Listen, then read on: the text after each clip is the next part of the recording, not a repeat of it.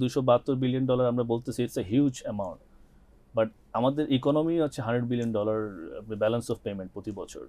আমার বাংলাদেশে আসার পর থেকে আমি যেটা দেখতেছি যে এই যে একটা ভাস্ট অপরচুনিটি এই দেশে, এইটাকে আমরা যদি অ্যাডাপ্ট করতে পারি, গাড়ির যেই দূষিত এই যে পলিউশনগুলো, যেটা থেকে বাচ্চারা অসুস্থ। উই আর ইন লাক্সেমবার্গ, আমাদের গ্লোবাল হেডকোয়ার্টার লাক্সেমবার্গে, but we have spreaded across. আমাদের টিম আছে কানাডাতে, ইউএসএতে, মিডল ইস্টে। আমরা স্পন্সর কি করতেছি, আমরা প্রায় 3টা রাষ্ট্রের সাথে already mandated to work with government, including বাংলাদেশে আমরা সেন্ট্রাল ব্যাংকের সাথে পার্টনার। টাইমস বিজনেসে সবাইকে স্বাগত জানাচ্ছি, আমি মাহফুজুল্লাহ বাবু। দর্শক, আজকে আমরা কথা বলবো আমাদের যে নেট জিরো অ্যাম্বিশন সেটি নিয়ে।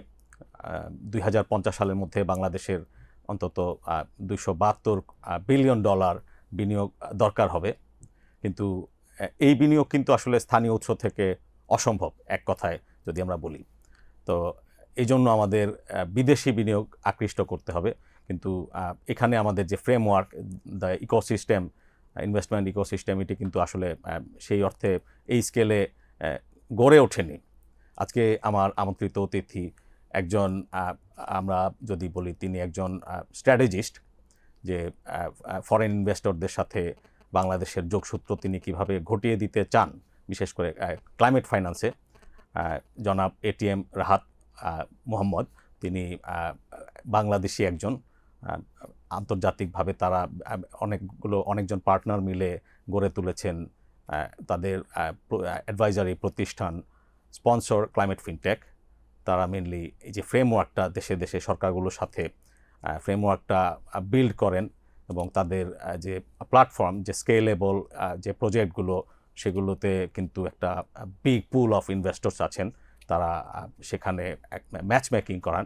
আমরা তার কাছ থেকে শুনি। রাহাত ভাই, স্বাগতম স্টুডিওতে। থ্যাংক ইউ বাবু ভাই, খুব ভালো লাগলো। Thank you for honoring us. Times of বাংলাদেশকে অনেক মনের অন্তঃস্থল থেকে ধন্যবাদ জানাচ্ছি to bring us and invite us and talk about বাংলাদেশের সব থেকে এই মুহূর্তে যেটা প্রয়োজনীয়তা আমরা দেখতেছি, সেটা হচ্ছে যে আমরা যেই পরিমাণ ক্লাইমেট ফাইন্যান্স নিয়ে আলোচনা করতেছি, কিন্তু সবাই কিন্তু মানে গর্তের যেই আপনার ইনডেপথ সবাই বুঝতেছি, but nobody is trying to measure যে আমাদের এইটাকে সলভ করতে হলে কী ধরনের একটা ফ্রেমওয়ার্ক তৈরি করতে হবে। সো আই থিঙ্ক এটা আপনার মাধ্যমে যদি আমরা অ্যাটলিস্ট জানাইতে পারি মানুষকে, আমাদের দেশের জনগণকে, এবং সরকার যদি বুঝতে পারে, this is a great start, যেখান থেকে আমরা অনেক কিছু অ্যাচিভ করতে পারবো। Thank you for having us. 272 billion, huge amount, যেখানে আমরা যে আমাদের এফডিআইয়ের যে অবস্থা, নট ইভেন যে আপনার, তো এক্ষেত্রে কি করতে হবে বাংলাদেশকে, আপনারা কিভাবে হেল্প করতে পারেন? আমাদের তো 272, আপনি পাশের দেশে ইন্দোনেশিয়ায় যান, ওদের $1 ট্রিলিয়ন অফ ইনভেস্টমেন্ট পুরো অ্যাচিভ করতে লাগবে, এবং ইন্ডিয়াতেও অ্যারাউন্ড 2.5 ট্রিলিয়ন। বাংলাদেশের কান্ট্রি স্কেল অনুযায়ী $272 বিলিয়ন, বা $272 বিলিয়ন আপনি solar, wind, waste to energy, আপনার মোবিলিটি, অনেক কিছু মিলে ধরেন আপনার একটা অ্যাচিভমেন্ট হবে। যখন আপনি fully less reliant on fossil fuel হয়ে যাবেন, তখন আপনি জ্বালানি আর আপনি ইম্পোর্ট করতে হচ্ছে না। Your saving about $12 billion of investment across every year. প্রতি বছরই আমাদের একটা ইনভেস্টমেন্ট যাচ্ছে। এটা যদি আমরা সেভ করতে পারি, এটা এর মাধ্যমে আপনি ইকোনমি এক্সপ্যান্ড করবে, অ্যান্ড দেন যে কস্টটা, আমাদের এনার্জি কস্ট অনেক কমে যাবে। ফর এক্সাম্পল, আপনি $272 বিলিয়ন আমরা বলতেছি, it's a huge amount, but আমাদের ইকোনমি হচ্ছে $100 বিলিয়ন ব্যালেন্স অফ পেমেন্ট প্রতি বছর। সো এটা যদি আমরা এক্সপ্যান্ড করি, তাহলে আপনার ইকোনমিটা হয়ে যাবে green economy. The market will have stability, আমাদের ক্লাইমেটের উপরে প্রেশার কম পড়বে, আমাদের এই ইম্পোর্ট যখন কমে যাবে, 12 বিলিয়ন আমাদের ফসিল ফুয়েল ইম্পোর্টের বিলটা তখন কমে যাওয়াতে আপনার যে ব্যালেন্স অফ পেমেন্টের থেকে আপনার এতগুলো সেভিংস, এটা কিন্তু আপনি ইকোনমিতেই এসে আপনি এক্সপ্যান্ড করতে পারতেছেন। So it will create jobs, green jobs তৈরি হবে। সো আপনি এখানে এটা চিন্তা করতে পারেন যে ফরেন ডেভেলপমেন্ট ইনভেস্টমেন্ট কেন আসতেছে না। You ask very good question. আমাদের দেশে ধরেন ইনভেস্টাররা আসে যখন দেখবে যে আমার ক্যাশ ফ্লো সার্টেনটি নাই, তা আমি ইনভেস্ট করে বা লেন্ড করে আমি টাকা পাবো, এটা নিশ্চয়তাটাই হচ্ছে আপনার ভেরি সিম্পল বেসিক কোয়েশ্চেন। কারণ আপনি অ্যাজ এ পার্সন, আপনি একটা দেশে কোথাও ইনভেস্ট করবেন, আপনি দেখে যাবেন যে ভাই ইনভেস্ট করলে টাকাটা কি আমার ফেরত আসবে কিনা, তাই না? এই একটা বেসিক ফর্মুলা থেকেই কিন্তু প্রজেক্ট ফাইন্যান্স হচ্ছে আপনার। যখন আমরা কর্পোরেট ফাইন্যান্সের ক্ষেত্রে কী দেখি, যে আপনি ব্যালেন্স শিটের এগেনস্টে ফাইন্যান্স করতে হচ্ছে, আপনাকে মর্টগেজ দিতে হচ্ছে, ধরেন আপনি 100 মিলিয়ন নেবেন, আপনাকে 200 মিলিয়নের প্রপার্টি দেখাইতে হচ্ছে। সো 1:2 বাট 1:3ও হয় অনেক সময় যদি আপনি বেশি একটা এক্সপিরিয়েন্স না থাকে। প্রজেক্ট ফাইন্যান্সটা ইজ ভেরি সিম্পল, যে কেউ ইনোভেটর হইতে পারে, যে কেউ ডেভেলপ করতে পারে একটা প্রজেক্ট রিনিউয়েবল এনার্জি। আপনার দরকার হচ্ছে এই ফ্রেমওয়ার্ক, যে আপনি প্রজেক্ট বাই প্রজেক্ট নেগোশিয়েট করে পাওয়ার পারচেজ এগ্রিমেন্ট আপনি নেগোশিয়েট করলেন, যে আমি ইনভেস্টার যেভাবে চাই এভাবে আস্তে আস্তে আপনি নেগোশিয়েট করে করে যাওয়া, ল্যান্ড লিজ কন্ট্রাক্ট থেকে শুরু করে আপনি grid impact study, feasibility reports তৈরি করা, এনভায়রনমেন্ট সোশ্যাল ইম্প্যাক্ট অ্যাসেসমেন্ট তৈরি করা ডিএফআই স্ট্যান্ডার্ড, আইএফসি স্ট্যান্ডার্ডে। এইগুলা কিন্তু ধরেন আমাদের খুবই বেসিক। আমরা যদি একটা ফ্রেমওয়ার্ক করতে পারি যে এই সমস্ত প্রজেক্ট ডকুমেন্টস মিলে একটা ব্যাংকেবল, যেটা ইনভেস্টার্সে পছন্দ করবে, লেন্ডার্সে অ্যাকসেপ্ট করবে, এরকম একটা ফ্রেমওয়ার্ক হয়ে গেলে আপনি রেপ্লিকেট করেন না। তখন আপনি প্রজেক্ট বাই প্রজেক্ট একটা একটা করে না করে আপনি প্রত্যেকটা প্রজেক্ট, সোলারের ক্ষেত্রে কীরকম হওয়া উচিত ফ্রেমওয়ার্ক, উইন্ডের ক্ষেত্রে কী হওয়া উচিত, আমাদের ওয়েস্ট টু এনার্জির ক্ষেত্রে কী ধরনের ফ্রেমওয়ার্ক হওয়া উচিত, and it's a very basic and standard framework কিন্তু। সো ইনভেস্টাররা প্রজেক্ট ফাইন্যান্স, নন রিকোর্স ফাইন্যান্সিংয়ে চায় হচ্ছে ক্যাশ ফ্লো সার্টেনিটি, যে আমি আমার টাকাটা যে দিচ্ছি ওদের ক্যাশ ফ্লো ঠিক আছে কিনা, আমি যদি টাকা ফেরত না পাই, সো আমাকে যেন আমি যেন স্টেপ ইন করতে পারি প্রজেক্টটাতে, আমি প্রজেক্টটা আমার আন্ডারে নিয়ে আমি একটু বেচবো, নাইলে চালায় আমি আমার টাকা তুলতে পারবো। এই নিশ্চয়তাটাই চাচ্ছে গ্লোবালি। আপনি ধরেন আমাদের প্রায় প্রজেক্ট ফাইন্যান্সে 20-30% এটা ইকুইটি লাগে, and then about 70-80% debt financing আসে, যেটা আপনার ইন্টারন্যাশনাল ফাইন্যান্সিয়াল ইনস্টিটিউশন থেকেই আসতে হবে, কারণ আমাদের দেশের লোকাল ফান্ডিং দিয়ে এটা কভার করতে পারবেন না। So you need to make an environment for international investors and lenders. সো ওইটাই ধরেন আমাদেরকে তৈরি করতে পারলে তখন আপনি কি করবেন। এখন আমাদেরকে ডিএফআইরা কী করে, ধরেন একটা ডিএফআই, ওয়ার্ল্ড ব্যাংক বা এডিবি বলবে আপনাকে, তোমাকে টাকা দিলাম, তুমি একটা প্রজেক্ট করো, ফিজিবিলিটি করো বা হ্যান করো, বা ধরেন আপনার কেপিএমজি, ডেলয়েটের মতো এরা এসে বল, ঠিক আছে আমি তোমাকে এটা অ্যাডভাইস করে দিলাম যে তুমি এইভাবে এইভাবে করো। মানে আমরা কিন্তু প্রজেক্ট বাই প্রজেক্ট করতেছি। ওয়ারাজ আমরা স্পন্সর কী করতেছি, আমরা প্রায় 3টা রাষ্ট্রের সাথে already mandated to work with government, including বাংলাদেশে আমরা সেন্ট্রাল ব্যাংকের সাথে পার্টনার, যেখানে আমরা চেষ্টা করতেছি যে একটা ব্যাংকেবল ফ্রেমওয়ার্ক তৈরি করে, যখন আপনার প্রজেক্ট ডকুমেন্টসগুলো bankable, and then you have a listing opportunity. আমাদের প্ল্যাটফর্মে আপনি গ্লোবাল লিস্টিং করতে পারলে গ্লোবাল ডেভেলপার অ্যাট্রাক্ট করতে পারতেছে, যেখানে আমরা 4-5 জন 10 জন ম্যাক্সিমাম একটা ডেভেলপার মার্কেট তৈরি করতে পারছি, কম্পিটিশন খুবই কম। সেই জায়গায় আপনি গ্লোবালি যখন এটাকে করবেন, and you have a bankable project document, যে কেউ ইনভেস্ট করতে আসবে যে না আমি তো আমার টাকার সেফটি পাচ্ছি, there is good power purchase agreement, there is a good land lease contracts, there is good environment standard, government concession দিচ্ছে। সো এইগুলা মিলায় ধরেন আপনি একটা এনভায়রনমেন্ট তৈরি করতে পারলে ইউ ক্যান অ্যাট্রাক্ট কম্পিটিশন, যেটার কারণে আপনার প্রাইস কমে যাবে, আপনার এনার্জি এনার্জি কস্ট কমবে, আপনার হেলথ কস্ট কমবে, ক্লাইমেট কস্ট কমবে। আপনি যে আমরা অ্যাডাপ্টেশনে যে ইনভেস্টটা করতেছি, আপনার ক্লাইমেট অ্যাডাপ্টেশনে দেখেন না, বন্যা, তারপর বিভিন্ন বাঁধের জন্য আমরা যে ইনভেস্টমেন্টগুলো করতেছি, এটা যদি আপনি এখান থেকে মানে ইনপুটটা দিতে পারেন, ওখান থেকে আপনার আউটপুট অলরেডি কমে আসবে। So we are saving a lot of thing in different industry, and এটা কিন্তু একটা বিশাল ইন্ডাস্ট্রি হয়ে দাঁড়াবে, অনেক জবস ক্রিয়েট হবে, আপনি millions of tons of carbon footprint reduction করতে পারতেছেন, you will have a market of carbon credit. Globally আপনি এখন টোকেনাইজ হয়ে যেতেছে, একটা দেশকে টোকেনাইজ করে ফেলতেছে। ইউ গো টু নাসডাক, আপনার Luxembourg stock exchange, New York stock exchange, বিভিন্ন স্টক এক্সচেঞ্জে you can tokenise and make your আপনাদের কোম্পানি হেডকোয়ার্টার হচ্ছে লুক্সেমবার্গে?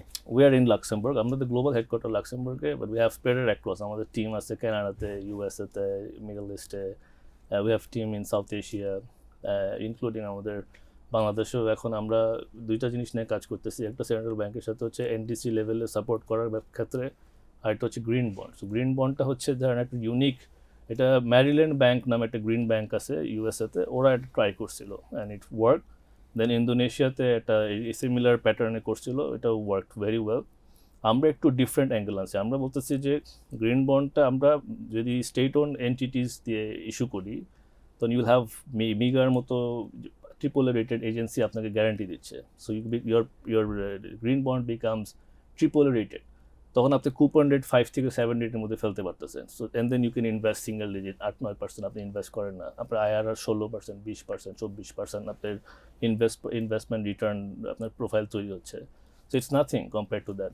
অ্যান্ড আপনি 10% ওইটা রেখেছে যে গ্যারান্টিটা দিচ্ছেন, আপনি ধরেন পাওয়ার পারচেস এগ্রিমেন্টে কী লাগে, আপনার ধরেন একটা গভর্নমেন্টকে হয়তো সোভারেন গ্যারান্টি দিতে হতে পারে, গভর্নমেন্টকে সোভারেন গ্যারান্টি নাই, দিতে পারছে না।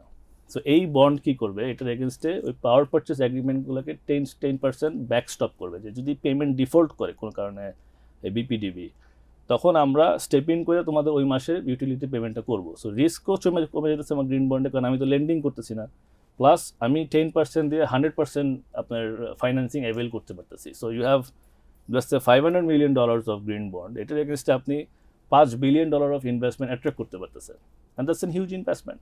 সো এইটাকে আপনি রেপ্লিকেট করেন। মাজদারের মতো কোম্পানি দুবাইয়ের, ওরা $500 million গ্রিন বন্ড ইস্যু করছিল, দে অ্যাট্রাক্টেড $5 billion, শুধু ওভার সাবস্ক্রাইবড হয়েছে, and it's a private entity. And if you have a structure like MIGA, and then এটা যদি আপনি 500 মিলিয়নও করেন, আপনি অনেক মানে ওভার সাবস্ক্রাইবড হয়ে যাবেন, তখন এই ইনভেস্টমেন্টের এগেন্সটে আপনি ইনভেস্ট করেন না। You start from there, it work. আবার আপনি সেম এই গ্যারান্টি রেখেছে লোকাল ফাইন্যান্সিয়াল ইনস্টিটিউশনগুলোকে গ্যারান্টি দেন, কারণ আপনার তো ট্রিপল রেটেড গ্যারান্টি। ও যখন ওইটা পাবে তখন সেও গ্রিন বন্ড ইস্যু করতে পারতেছে আমাদের লোকাল ফাইন্যান্সিয়াল ইনস্টিটিউশনগুলো, কারণ ওদের তো ক্রেডিট রেটিংয়ে আসবে না যে আপনি ট্রিপল রেটেড হবেন। সো ওইটার এগেন্সটে আপনি হতে পারতেছেন। না, আছে আমাদের কিছু triple rated, very I mean the scale and size যদি আমরা বলি, হ্যাঁ, সেক্ষেত্রে নিশ্চয়ই তারা স্কেল এন্ড সাইজে, বাট আপনার কান্ট্রি আউটলুক বা ক্রেডিট আউটলুকে যে আপনি দেখবেন যারা double B, triple B minus, triple A rated না হইলে কি আপনি ইনভেস্টার তখন বলবে 15% আমাকে তুমি কুপন রেট বা মানে ইনভেস্টমেন্ট রিটার্ন স্পেকুলেটিভ গ্রেড বেড়ে যাচ্ছে, তখন আপনি কি 20% তার ফান্ডিং করতে পারতেছেন না। So it doesn't work. তো আপনি ওইটার এগেনস্টে তখন আপনি গ্রিন বন্ড ইস্যু করলে ওই রকম লেভেলই ফাইন্যান্সিং অ্যাভেল করে আপনি তখন লেন্ডিং করতে পারতেছেন। তখন আপনার এই ম্যাক্রো লেভেলে আপনার লোকাল ফাইন্যান্সিয়াল ইনস্টিটিউশনগুলোও তখন কিন্তু স্টেবিলাইজ করতেছে, ক্লাইমেট ফাইন্যান্সটাকে ডিপ্লয় করতে পারতেছে। অ্যান্ড দেন আপনার প্রজেক্ট কিন্তু আপনার 100% কস্টিংটা অ্যাট্রাক্ট করতেছে from international market. You don't have to use government budget, গভর্নমেন্টের আপনার এই বাজেটে বার্ডেন আসতেছে না, and all the money is coming from private sector investment. এটা নিয়ে অনেক আলোচনা হয়েছে যে আমার সবাই বলতেছে প্রাইভেট সেক্টর ইনভেস্টমেন্ট আনতে হবে, বাট আনার জন্য যে এনভায়রনমেন্ট তৈরি করতে হবে, that is what we need এই দেশে। এটার জন্য ধরেন আমি অ্যাজ এ বাঙালি হিসাবে, আমরা গ্লোবালি উই বিকাম সেলিব্রেটেড, যেখানে যাচ্ছি মানুষ শুনতেছে আমাদের কথা, দে আর এমপ্লয়িং। আমরা প্রায় 14 দেশে কাজ করতেছি, we are working with government, we are working with stakeholders locally, and they are accepting it. আমার বাংলাদেশে আসার পর থেকে আমি যেটা দেখতেছি যে এই যে একটা ভাস্ট অপরচুনিটি এই দেশে, এইটাকে আমরা যদি অ্যাডাপ্ট করতে পারি, নট অনলি আপনি শুধু সোলার অ্যান্ড উইন্ড করবেন, আপনি এটাতে আসেন না, আমাদের যে রোডস অ্যান্ড হাইওয়ে, আমাদের আপনি এই যে টোল বানানো, তারপরে এই যে আপনার বিল্ডিংয়ে আসেন, আপনি ইভেন রাজুকের বা পূর্ত মন্ত্রণালয়ের আন্ডারে যে সমস্ত প্রজেক্ট, স্মার্ট সিটি করে ফেলেন, ওয়েস্টগুলোকে রিসাইকেলড হবে, আপনি সোলারের মাধ্যমে পাওয়ার দেন, আপনি সমস্ত জায়গায় কিন্তু বিদ্যুৎগুলো সেলফ সাফিসিয়েন্ট হয়ে যাবে।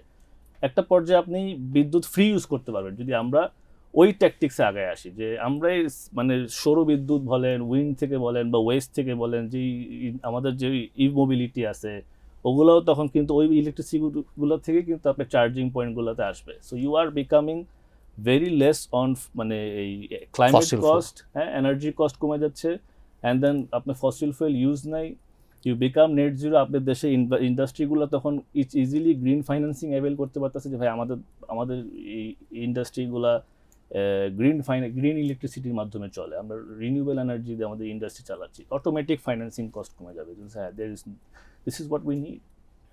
বাংলাদেশে মেজর যে প্রবলেম আপনি অবজার্ভ করছেন, কয়েকটা যদি আমাদের মেনশন মেজর করেন। প্রবলেম যেটা আমি মনে করি আমাদের দেশের সাধারণ জনগণও ফেস করতেছে, সেটা হচ্ছে বিউরোক্রেটিক হার্ডলস। আমাদের দেশের সবচেয়ে বড় প্রবলেম হচ্ছে, আপনি ধরেন গভর্নমেন্টকে প্রপোজাল দিচ্ছেন, গভর্নমেন্ট জানে আমার এই সমস্যাটা, কিন্তু এর ভিতরে জানা এবং করার যে গ্যাপটা, একটা খুবই সুন্দর এক্সাম্পল আছে। আমি ইন্ডিয়ান একটা আপনার পণ্ডিত আছে রবিশঙ্কর, তাই আসছিম যে আপনি যে বলতেছেন হোয়াট ইজ স্ট্রেস, তো বললো যে মানুষের অ্যাকচুয়ালি এনার্জি হচ্ছে এই লেভেলে, কিন্তু করণীয় হচ্ছে তোমার এই পর্যন্ত। তো আমার যে এনার্জি এবং যে না করতে পারার যে গ্যাপটা, দিস ইজ স্ট্রেস। সো এই সেম ক্ষেত্রেও আমাদের যে বুঝা যে আমাদের দরকার, অ্যান্ড দেন না করার ভিতরে যে গ্যাপটা, এই স্ট্রেসটাকে আমাদেরকে রিডিউস করতে হবে। এই গ্যাপটাই কি ব্যুরোক্রেসি? এই মানে হার্ডেলসটা আর কি, যে আমি ধরেন একটা if you go to higher level, সে বুঝতেছে যে লোয়ার লেভেলে যাচ্ছে, তখন কিন্তু ওরা এটাকে ধরেন স্যাগ্রিগেটেড করে ফেলতেছে। You need a one stop window, যেখানে আমরা একটা এনডিসি লেভেলের একটা কান্ট্রি টাস্ক ফোর্স তৈরি করে, যে এখান থেকে সব ধরনের পলিসি হবে, এখান থেকে যেটা ফাইনাল হবে, যেসব মিনিস্ট্রি যাবে ওগুলো গ্যাজেট হয়ে পাশ হয়ে আসে, একটা ফ্রেমওয়ার্ক হয়ে যাবে। It's very simple. And then আমরা আপনাকে টেকনোলজি দিচ্ছি টু অ্যাপ্লাই দিস গ্লোবালি। আপনি অ্যাট্রাক্ট করতে পারতেছেন প্রাইভেট সেক্টর ইনভেস্টমেন্ট, আপনি অ্যাট্রাক্ট করতে পারতেছেন গ্লোবাল এই প্রাইভেট ইকুইটি মার্কেটস, আপনি এটা চিন্তা করেন আমাদের দেশে যদি ব্ল্যাক রক, ব্ল্যাকস্টোনের মতো বড় বড় প্রাইভেট ইকুইটি, ম্যাকুইরির মতো বড় বড় প্রাইভেট ইকুইটি ফান্ডস যদি আসে, সেটা গ্রিন এনার্জির জন্যই আসলো, কিন্তু এসে দেখলো আমাদের দেশে গার্মেন্টসগুলোকে দেখেন আপনি, হিউজ এক্সপোর্ট, সবার কাছে বায়ার আছে, সবাই এক্সপোর্ট করতে পারতেছে, সবার অর্ডার আছে, ভালো ব্যালেন্স শিট আছে, কিন্তু they don't have the private equity market যেখান থেকে তারা তাদের ক্যাপিটালাইজ করতে পারতেছে। সো ওরা তখন দেখবে যে এটা একটা বিশাল স্কোপ। আপনি ইম্পোর্টের ক্ষেত্রে আমাদের র মেটেরিয়ালসে আসেন না, আপনি জাস্ট দেখেন যে এই আকিস গ্রুপ কোথায়, খুব সম্ভবত সিঙ্গাপুর থেকে $2 বিলিয়ন মতো ওরা একটা প্রাইভেট ইকুইটি ইনভেস্টমেন্ট আনতে পারছিল, they were successful in that. এটা সবার জন্য possible. So if you bring that environment and investors are coming, তারা তখন চোখ খুলবে যে হ্যাঁ আমি এখানে কেন ইনভেস্ট করতেছি না, আমি কেন এইটা অ্যাড্রেস করতেছি না। And then this will enable a cultural reflection, আপনার দেশের জনগণ এর থেকে উৎফুল্লিত হবে যে হ্যাঁ there is also jobs being created, there is also green economy being created. এবং আপনার ক্লাইমেটের উপরে আমাদের যেই ক্রাইসিসটা এখন গ্লোবালি, আমরা কিন্তু একটা মিশন ড্রিভেন অর্গানাইজেশন, মানে সবাই সবার জায়গায় ভালো ছিলাম, বাট যখন দেখলাম যে গ্লোবালি প্রায় $5.5 ট্রিলিয়ন একটা ইনভেস্টমেন্ট লাগে, সেখানে আমাদের দরকার মনে করেন এখনও $3.5 ট্রিলিয়ন একটা গ্যাপ আছে ইয়ারলি। ওইটাকে গ্যাপটাকে ফিল করার জন্যই আমরা স্পন্সরকে করছি, because project finance is a very vast subject. এটা ধরেন মানুষ বুঝে কিন্তু বুঝতে চায় না, কিন্তু কমপ্লেক্স সাবজেক্ট, যে কেউ এটাকে স্ট্রাকচারিংয়ে নিতে পারবে না।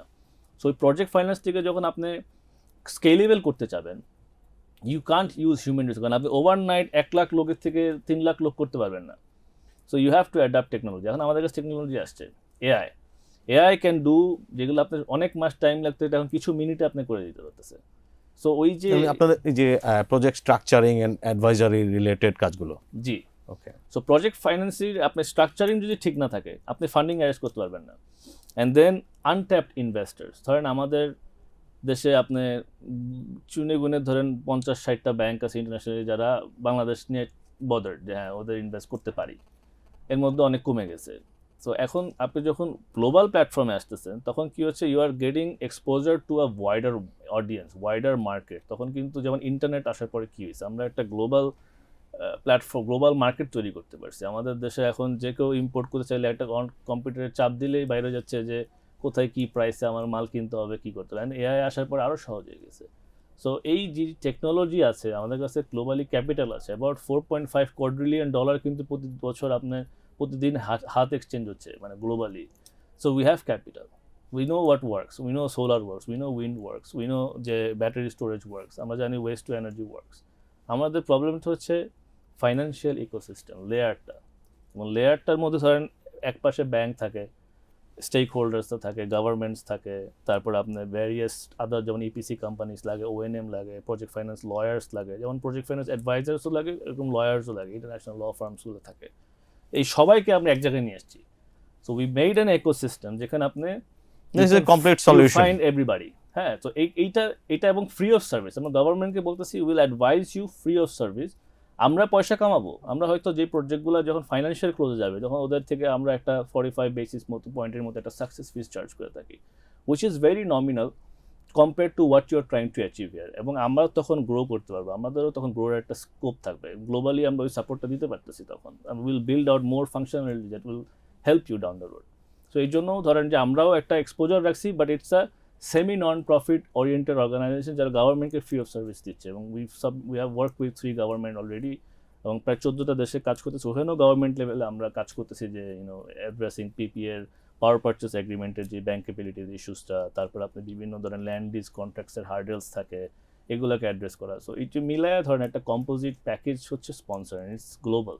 আমরা কিন্তু যে কান্ট্রি স্পেসিফিক নয় যে আমি শুধু সাউথ ইস্ট এশিয়া করি বা আমি শুধু ইউরোপ করি, no, we are any country we can do unless মানে স্যাংশনস নাই এবং মানে ব্যবসা করার মতো এনভায়রনমেন্ট আছে। সো দ্যাটস ইট।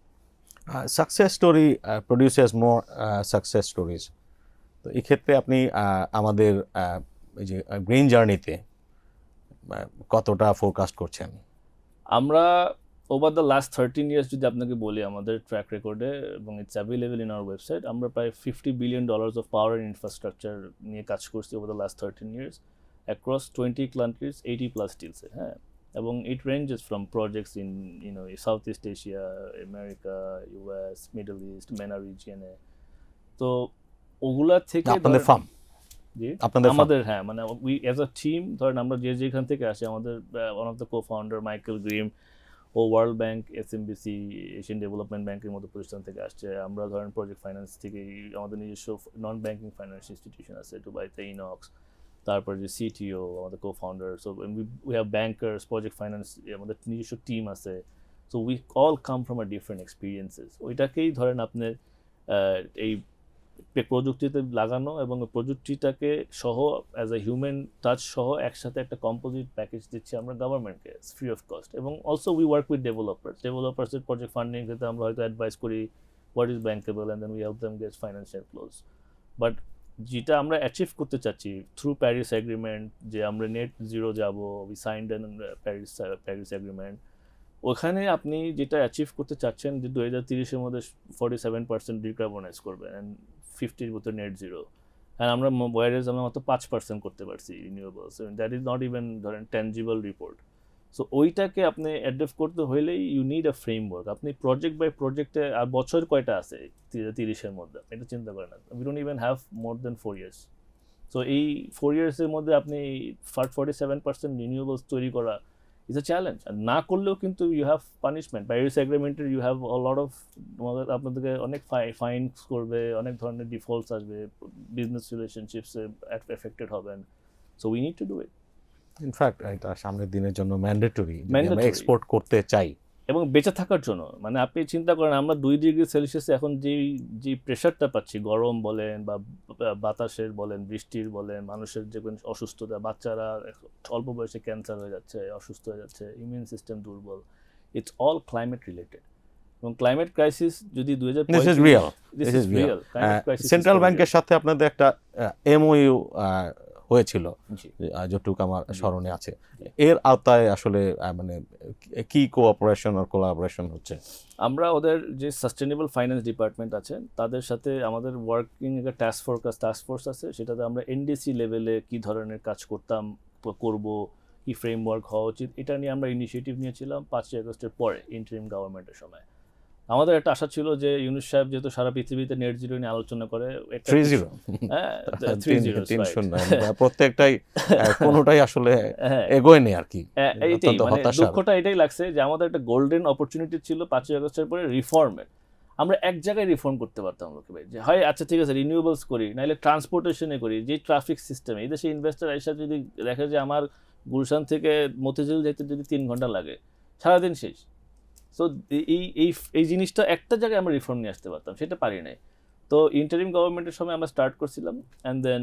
ওইখানে আমরা একটা যে লাভবান হয়েছি যে আমরা একটা ফ্রেমওয়ার্ক করছি বাংলাদেশ ব্যাংকের ধরেন অফুরন্ত এফোর্টস এবং তারা দেখলাম যে ওখানে কিছু ডাইনামিক লোক আছে যারা খুবই মানে উদ্যোগ নিয়ে নিজের ইনিশিয়েটিভ নিয়ে এটাকে ধরেন স্ট্রাকচারিংয়ে হেল্প করছে তো এখন আমরা গ্রিন বন্ডের একটা ফ্রেমওয়ার্ক তৈরি করে ফেলতে পারছি এইটা যদি আমরা ইস্যু করতে পারি ইফ উই ওয়ার্ক এবং লোকালি ধরেন ইটকল এটার সাথে আমাদের সাথে পার্টনারশিপের জন্য আগাচ্ছে we are talking about doing an MOU together issuer কে হবে এই বন্ডটার ইটকল ওকে এটা দুইভাবে করা যায় একটা হচ্ছে আপনি একটা স্টেট ওন এন্টিটি ফর্ম করলেন ওখান থেকে আপনি করতে পারেন বা ইটকলকে আমরা চুজ করছি যেহেতু সে রিনিউয়েবলস নিয়ে কাজ করে প্লাস তাদের একটা এক্সপোজার আছে লোকাল ডিএফআই আমাদের রিজিনাল ডিএফআই তো এবং ইটকল অ্যাকসেপ্টেড দিস ওনাদের খুব ডাইনামিক সিও আছেন দেখলাম যে সে খুবই কনসার্ন এবং আমাদের ডেপুটি সিও আছে মনির ভাই ভালো মানুষ আলমগীর সাহেব তো সিও দে টকড অ্যাবাউট যে হ্যাঁ এটা আসলে প্রয়োজন আমাদের দেশে এবং তারাও অনেক দিন ধরে চেষ্টা করতেছিল তো এখন ওই যে ব্যাটে বলে মিলে গেছে তো অ্যান্ড দেন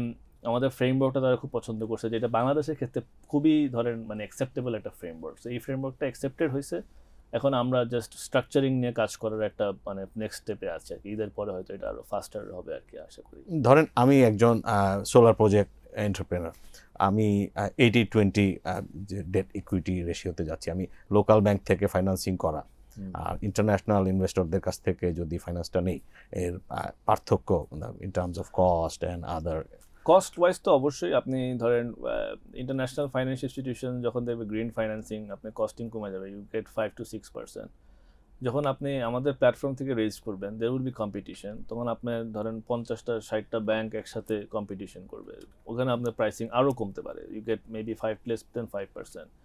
তারপরে আপনি এটা চিন্তা করেন যে এই একুইটিটা আমাদের দেশে তো একুইটি মার্কেটই নাই ফার্স্ট অফ অল আপনি শেয়ার মার্কেটটা দেখেন কী অবস্থা তো এখন এইটা যদি হয় তো প্রাইভেট ইকুইটি মার্কেট তখন ঢুকবে বাংলাদেশে, তখন প্রাইভেট ইকুইটি ফান্ডস আছে, অ্যাসেট ম্যানেজার্স আছে, লাইক ম্যাকুয়ারি, আপনার এই আমাদের এখানে আপনার ধরেন ব্ল্যাক স্টোন আছে, ব্ল্যাক রক আছে, তারপরে আপনার বিভিন্ন প্রাইভেট ইকুইটি প্রোভাইডার আছে, যেমন কো ডেভেলপার আছে, সুমিতোমো, ইতুচো, মারুবিনি, বিভিন্ন কো ডেভেলপাররা এসে ইকুইটিটা প্রোভাইড করবে। তো ওইটা হওয়ার পরে আপনি ধরেন 70-80% লাগে ডেট, এইটা আপনি লোকালি অ্যাট্রাক্ট করতে পারবেন না, you need international financial institution. Local করতে গেলে তার কস্টিং, বড়োইং কস্ট বেশি, তার উপর তার লেন্ডিং করতে হবে, প্রফিট করতে হবে, মিলে ধরেন আপনি সিঙ্গেল ডিজিট রাখা খুব টাফ। সো ইন্টারন্যাশনাল আসলে কস্ট কমে যাচ্ছে, and then you have a huge chunk of investment coming in a country from international market. তখন আপনি কিন্তু ডলার অ্যাভেলেবিলিটি বাড়তেছে, আপনার মার্কেট আস্তে আস্তে স্টেবল হওয়া স্টার্ট করছে, and then you have a industry. যখন আপনি গ্রিন ইন্ডাস্ট্রিয়ালাইজেশনের দিকে যাবেন, আপনার ইন্ডাস্ট্রিগুলো কিন্তু তখন অনেক লো কস্টে ইম্পোর্ট করতে পারতেছে, লো কস্টে আপনি ধরেন এই বিভিন্ন financing, term loan, working capital exposure নিতে পারতেছে। So it's there is a lot of benefits, মানে এটার বেনিফিটসের একটা রিস্ক ফ্যাক্টর আমরা যে লাস্ট লেসন যেটা, যে আমাদের দেশে অনেক উদ্যোক্তারা আপনার যে ইউরোপিয়ান লোনে অনেক বড় প্রজেক্ট করেছে, কিন্তু এখন যখন আমাদের কারেন্সি সিগনিফিকেন্টলি ডেপ্রিসিয়েট করেছে উইথ কাপল অফ ইয়ার্স, এখন তাদের ব্যালেন্স শিটে কিন্তু টাকা টার্মসে লাইবিলিটিটা অনেক বড় হয়ে গেছে, সেটার সার্ভিসিং কিন্তু তার পক্ষে কঠিন হয়ে যাচ্ছে।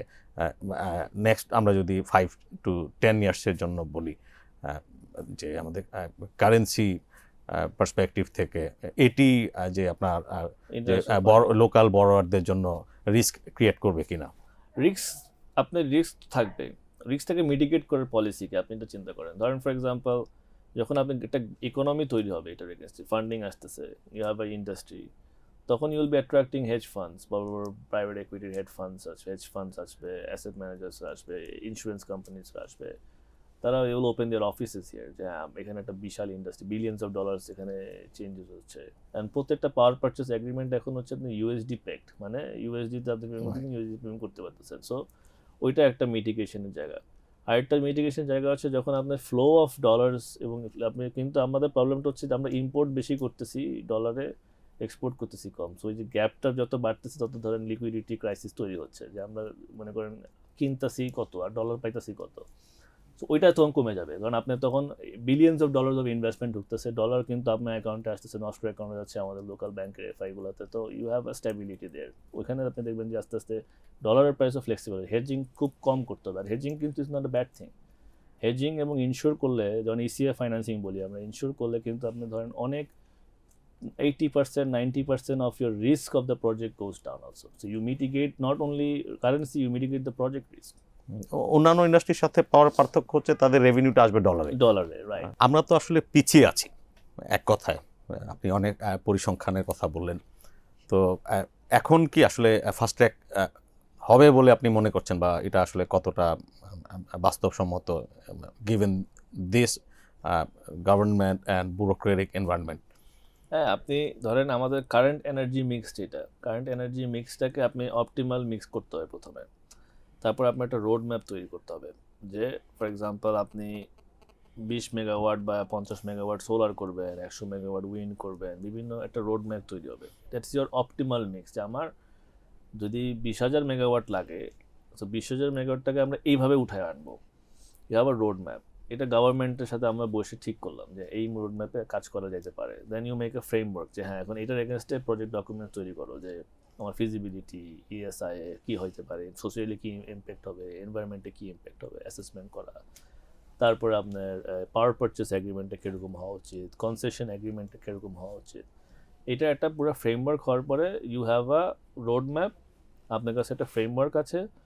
দেন আপনার কাছে টেকনোলজি আছে, যেটা হচ্ছে আমাদের স্পন্সর। সো ওখানে কী করবেন আপনি, you start listing the project. তখন আপনার ব্যাঙ্কেবল প্রজেক্ট টেন্ডার্স আছে, অ্যান্ড দেন ওখানে বিডিং আসতেছে, যেটা আপনি ধরেন আমরা 20 বছর 2050 মধ্যে অ্যাচিভ করতে চাইতেছি।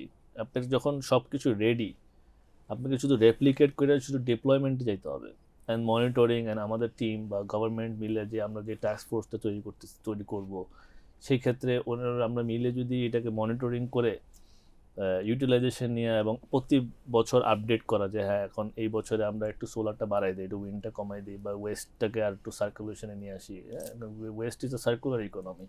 সার্কুলারে নিয়ে আসি, সেক্ষেত্রে তখন আমরা ওটা আপডেট করতে করতে we can achieve it between 5 to 7 years, max to max 10 ইয়ার্সের মধ্যে আপনি নেট জিরোতে চলে যেতে পারবেন যদি এই ফ্রেমওয়ার্কে আসেন। So it's very possible.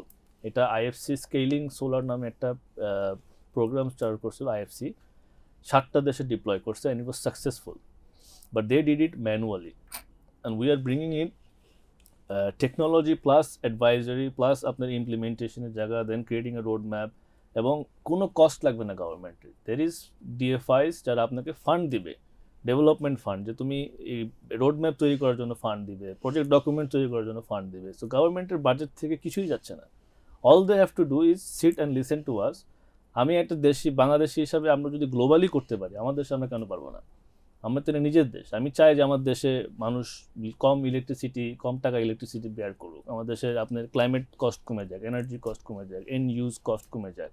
আমরা চাবো যে আমার দেশে এই গাড়ির যেই দূষিত এই যে পলিউশনগুলো, যেটা থেকে বাচ্চারা অসুস্থ হয়ে আপনি আজকে হাসপাতালে যান, রোগী সব শিশু বাচ্চা, এদের থেকে রক্ষা পাওয়ার সব থেকে বড় ইয়ে হচ্ছে গ্রিন ইকোসিস্টেম নিয়ে আসা।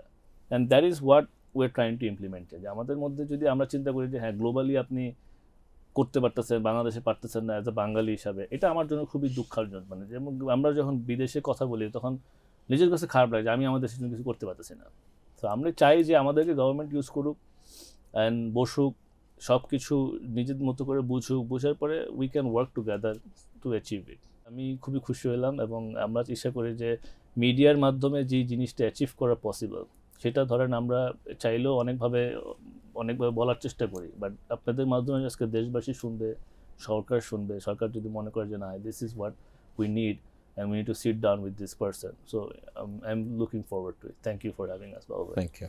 দর্শক, তিনি বলছিলেন যে বাংলাদেশের যে গ্রিন জার্নি, নেট জিরো হওয়ার যে টার্গেট, টার্গেট মিনস এটা একটা যে অব্লিগেশন বলতে পারি আমরা, যে 2050 সালের মধ্যে এটি আসলে যদি আমরা ফ্রেমওয়ার্কটা ঠিক করতে পারি in alignment with the international practices, তাহলে এটি কিন্তু 10 বছরের মধ্যেই আমাদের এই যাত্রাটি হয়ে যেতে পারে। তারপরে সোলার থেকে শুরু করে রিনিউয়েবলস, এদের একটা বিউটি হচ্ছে যে আপনি এককালীন বিনিয়োগের যে বাধাটি সেটি যদি পেরিয়ে যেতে পারেন, তখন কিন্তু আসলে বাকি সময় আসলে শুধু ফসল তোলা ছাড়া, মেনটেনেন্স ছাড়া আর কিছু থাকে না। অনুষ্ঠানটি ভালো লাগলে লাইক করবেন, শেয়ার করবেন।